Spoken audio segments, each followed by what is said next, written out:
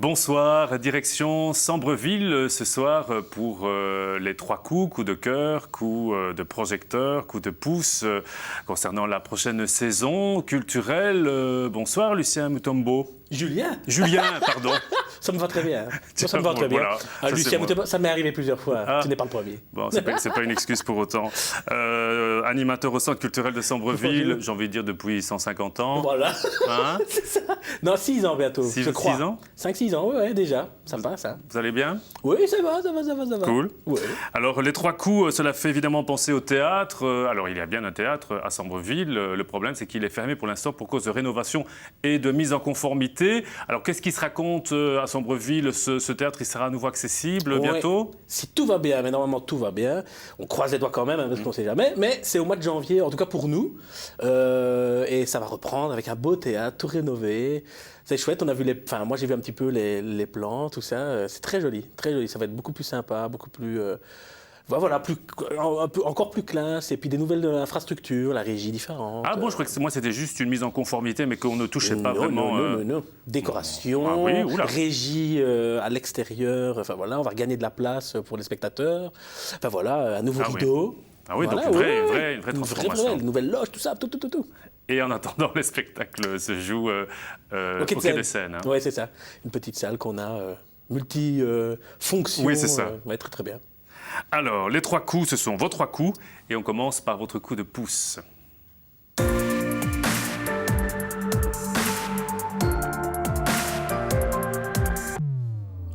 Un coup de pouce à Bug, c'est le titre de ce spectacle qui a l'air vraiment superbe. En tout cas, sur le net, les commentaires sont vraiment dithyrambiques. Hein. Oui. On en dit vraiment beaucoup de bien. Oui, elle est formidable. C'est un super spectacle dans le sens où moi, j'ai déjà travaillé un petit peu de marionnette et je sais ce qu'il faut et ce que ça demande comme travail.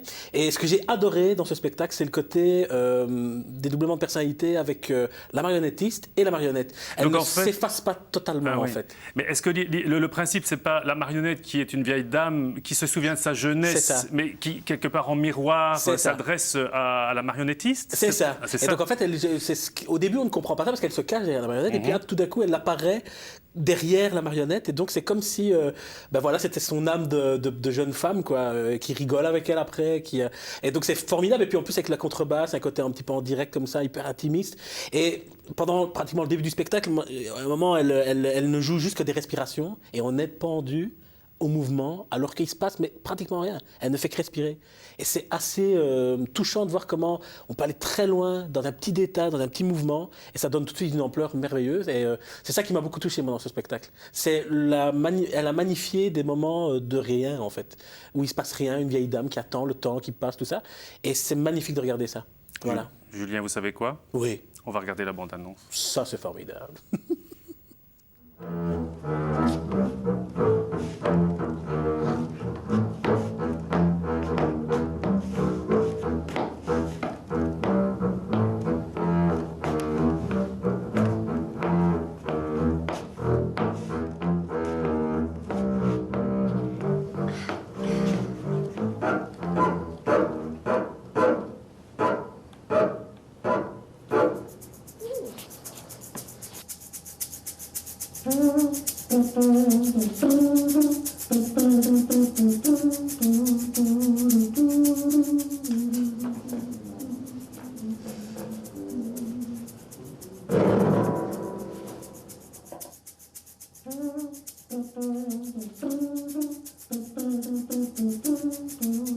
Voilà un aperçu de Bug avec Alejandro Amy à la contrebasse. Ouais. On disait donc la performance physique aussi de la marionnettiste. Hein. Oui, on ne se rend pas compte parce que on se dit, bah oui, ça doit être, je sais pas, facile, on a mis devant. C'est comme si on déplaçait son corps dans un autre corps et on doit donner ses propres émotions à un autre corps. C'est très particulier. Et moi, j'ai touché ça un peu, avec un autre spectacle. Et je suis de plus en plus sensible. J'aimais déjà bien la marionnette et je suis de plus en plus sensible à ça. Et franchement, dans ce spectacle, il y a une dimension supplémentaire. Il faut vraiment pas louper ça. Si on, voilà, il y a pas une mise en place, il y a pas de décor incroyable. C'est juste cette marionnette, quelques objets, la contrebasse, et c'est très intime, très touchant, très bien fait. Ça fonctionne. Ça fonctionne. Indubitablement. Oui, et ça s'adresse à quel public? À tous ceux qui aiment le théâtre, les gens, et surtout le travail bien fait aussi est beau et touchant. Et quand on met, on veut, enfin voilà, on s'imagine toujours le théâtre, on veut des grands spectacles incroyables et tout ça. Et là, c'est du travail d'orfèvre fait par une dame qui a beaucoup de sensibilité. J'ai un peu parlé avec elle. Enfin voilà, c'est ça en fait. Quel public? Un public qui aime la marionnette aussi, parce qu'il faut aimer ça aussi. Et puis pas que ça. Je pense que les jeunes aussi, ça peut, les plus petits, ça peut fonctionner de 9 à 99 ans, je crois. Hein. Donc le message, en tout cas, qui est véhiculé, les émotions, elles sont universelles. Universelles. Elles transcendent Il les n'y a rien âges. de... Oui. Donc c'est effectivement un spectacle sensible et poétique, on l'a dit, qui tourne pas mal. Je crois que j'ai aperçu la marionnette à Namur-en-Mai cette année. Possible. Je crois qu'elle interprétait, elle était plutôt, à l'époque, elle interprétait une princesse du quartier des Carmes. Donc voilà, elle a plusieurs personnages à son oui, âge. je suis certain. Et plusieurs spectacles aussi. Ah. Oui, je crois. Plusieurs apparitions. Bug donc fera escale à Sambreville le vendredi 24 et le samedi 25 novembre. Je regarde mon papier à 20h au quai de Seine à Auvelay. Alors, Julien, le comédien belge namurois, même Nicolas Beuys, sera lui aussi cette année-ci à Sambreville pour venir présenter le spectacle La vie de Bernard célibataire malgré lui. Hein, coup de projecteur tout de suite sur ce spectacle.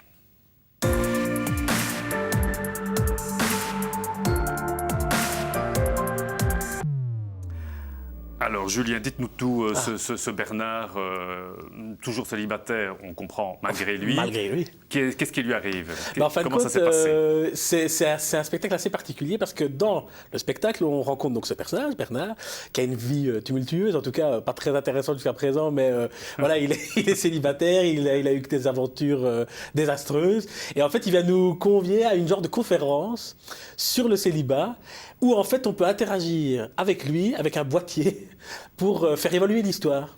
Et donc, tout le monde a un petit boîtier électronique. Et donc, c'est hyper chouette parce qu'il y a un côté, on désacralise un peu le théâtre, parce qu'on n'est pas du tout dans une configuration théâtrale classique, puisqu'il est hyper avec les gens. Enfin, voilà, il veut même bien qu'on boive un verre. Enfin, il y a un côté très convivial, en fait. Et moi, ça m'a étonné moi-même en allant le voir, de me retrouver dans des situations où, moi je suis célibataire aussi, hein, pour le coup. Et donc, en fin de compte, je me suis retrouvé sur plein de points, et pas que les célibataires aussi, parce qu'en fait, il parle aussi des couples, et qu'un jour ou l'autre, ils leur deviendront célibataires, sûrement. Enfin voilà, c'est hyper drôle parce que ça raconte la vie d'un personnage, en même temps c'est la vie des gens en général, quoi. Et de l'amour, on parle de l'amour, des relations entre hommes-femmes, et c'est très ludique. C'est ça que j'aimais bien, c'est que ça change un peu et ça change des versions théâtrales classiques. Et une chose qui est très intéressante, c'est qu'il a fait, on va dire, il est au Théâtre Le Public à Bruxelles et on l'a en exclusivité. Donc en fait, il vient exprès chez nous avant peut-être de faire une tournée après.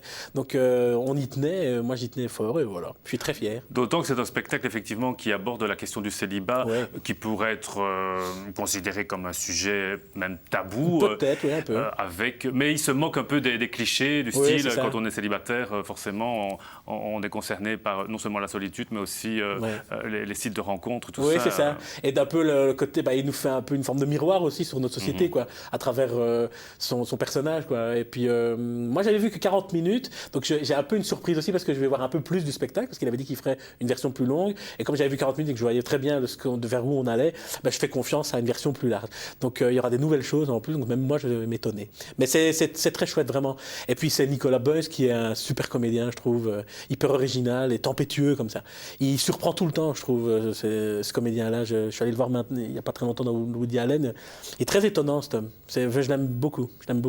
Il y a quelqu'un humble aussi. Oui. Un Belge, quoi. Oui, un Belge, un bon Namurois. Voilà la vie de Bernard célibataire malgré lui. À voir au quai de Seine également. Le vendredi les vendredis, samedis et 3... Attendez.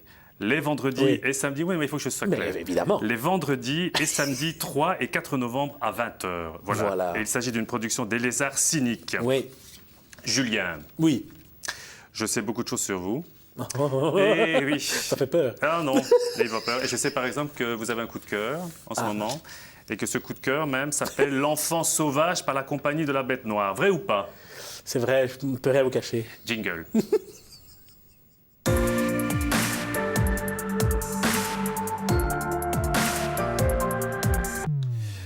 Voilà, L'Enfant sauvage, c'est un seul en scène avec un immense comédien, Thierry Hellin, Ouais. grand comédien de théâtre, un spectacle d'après un texte de Céline Delbecq.